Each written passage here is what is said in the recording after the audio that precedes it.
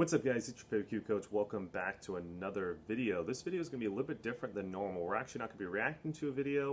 We're actually going to be just doing a straight kind of talk to you.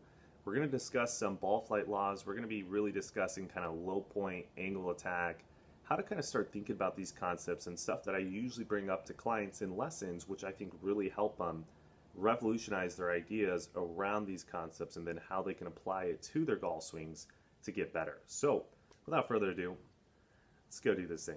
So welcome back to the channel, guys. You guys are new to Q Golf Japan. We do a bunch of videos like this every single week. So what you got to go do is hit that little red subscribe button, smash the like button, please leave a comment. Let me know what you guys think about this style of video. And as always, hit that little bell notification. You guys are going to get notified every single time I drop a video. So like I said in the intro, this particular video, we're talking about concepts of low point. We're talking about concepts of angle attack. But the hopes of this video is I'm going to make it a little bit more in a visual aspect where you guys might have a better understanding of kind of how these can work out. And then hopefully at the end of this video, you guys will have some ideas on what you could do with your own golf swings to start optimizing these data points and using them in your actual round when you're playing golf. So let's talk about the first concept here. So the first concept I want to talk about is thinning the golf ball or hitting the golf ball thin, right? This is a very common shot that we see with a lot of amateur golfers, so let's kind of break it down and show you that there's actually a lot of different ways that you can hit the golf ball thin. So I'm going to draw something on a piece of paper here, and then I'm going to hold it up so you guys can see. But this is kind of one of the common ways that we see a lot of people start hitting the golf ball thin. So the first way that we see, which is very common, is we tend to see a low point that's going to be behind the golf ball. So I'm going to give you a really basic one. So we're going to see that it's going to look something on the lines of this. And let me kind of hold this up, this drawing, so you can kind of see it. So let me kind of talk this one through. So the first thing is this little X right here, and it's not the best drawing, but it's going to represent our low point. Low point, again, is going to be the bottom of the swing arc that you kind of see right here, these little lines. Now, low point will be behind the golf ball, but above the ground. That's very important, right? If the low point was below the ground, that means you duffed the shot most likely, right? With a mat, you could potentially still top the ball. But in the grass on the course, you're going to duff it. You're going to take a deep divot. The ball's going to go about 5 yards. It's one of those shots, right? But in this scenario, we're talking about a thin shot. So actually, the low point is behind the ball, but above the ground. Now, as you can see, this little line right here represents the exit of the sweet spot from the face-on view, and we're going to see that it's hitting the top of the golf ball. This is a very common thing that we see when we see a player hit the ball thin. So what's happening here is the player is coming into the golf ball pretty shallow, right? So he's not coming at the correct entry in terms of steepness, and then bottoming out somewhere above the ground but behind the ball, and then hitting on the up slightly. And this is going to be a thin shot. Now, typically with these types of players, we tend to see them more so in to out shallow players, right? So they tend to hit high pushes to the right or high hooks to the left. If they hit it thin, obviously it's going to go low, but if they're hitting the ball solid, you're going to get one of those two shots. It tends to mean that they might be tilting a lot on the downswing, right? They might be a slider forward, then tilting a lot, early extending, something on those lines. That's going to be this model of thin shot, right? So let me kind of show you real quickly how we should fix this player. Okay, so I'm going to draw a little bit of a revised model of how you could fix this player. So you're going to want to get a low point that's ahead of the golf ball. We're probably going to want to get the entry into the golf ball a little bit more on the steeper side. So it's going to look something like this over here. So as we can see now, we're seeing that the low point now is ahead of the golf ball and below the ground. And we're seeing the entry into the golf ball is a little bit more on the slightly steeper side. Now, it's not excessively steep, but it's a little bit more on the steeper side. If you notice on this one, the entry into the golf ball was very, very flat and shallow. This one's a little bit steeper. Now, also, because the low point is now in front of the golf ball, this player is going to have a better potential of compressing the golf ball a little bit more and hitting that golf ball more solid. In terms of swing mechanics, if this player was one of those early extending tilting players, we would really heavily work on the tilts throughout the golf swing, going through our implementation process, making sure that the buttons of the shirt are not so far behind the belt buckle, and doing that to make sure that we can start getting low points a little bit more in front of the golf ball, right? That'd be a way that you could fix it. So what we just learned there was a quick little example of how understanding our low point, our entries and exits into the golf ball from the face-on view, how we could shift those to really help our strike, right? And that is, again, kind of the main point of the video. Now, here's another example that we see quite common in lessons. Let's say that we have a player that's actually hitting the golf ball too low.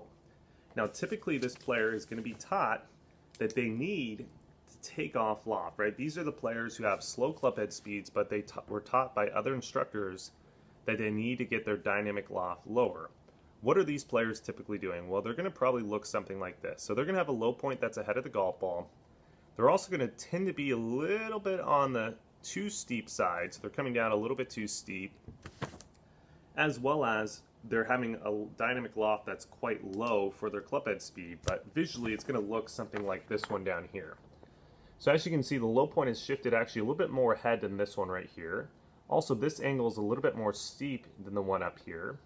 And this shot for, let's say, if they're hitting a 7-iron, they're swinging about 33 meters per second, 34, they're probably going to be launching the golf ball very low, and they're not going to be hitting the golf ball very high, right?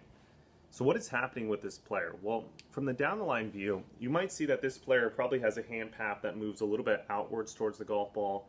You might see a club shaft that's a little bit more on the vertical side. You also might see down in impact, they're doing something called handle dragging. They're really trying to drag the hands forward because that's what they're taught to get handle first. And ultimately, they're going to hit the ball too low for their club head speed. They're not going to get the optimal carry distance, as well as the ball's coming a little bit too flat into the green, so it's going to be difficult for them to hold greens on very compacted greens. So how would we fix this player? Well, very simply, what we do is we'd shift the low point a little bit more closer to the golf ball. We get this first little entry point a little bit more on the shallow side, and it's going to look a little bit probably more so like this player, and that would be how you shift it. Now, in terms of swing mechanics, what would change? We're probably going to get rid of the hand path moving towards the golf ball too much, right? So hand path would be a little bit more at P5 towards the right pec. We're going to probably try to flatten out the club shaft just a little bit more so it's not kind of crashing and burning into the ground. That's going to help that steeper entry. And then also what we're probably going to do is we have to teach this player about low point of the hand path. What is that, right? So for most players, right around P6, or when the hands get in line with the right thigh, that should be the low point of the hand path.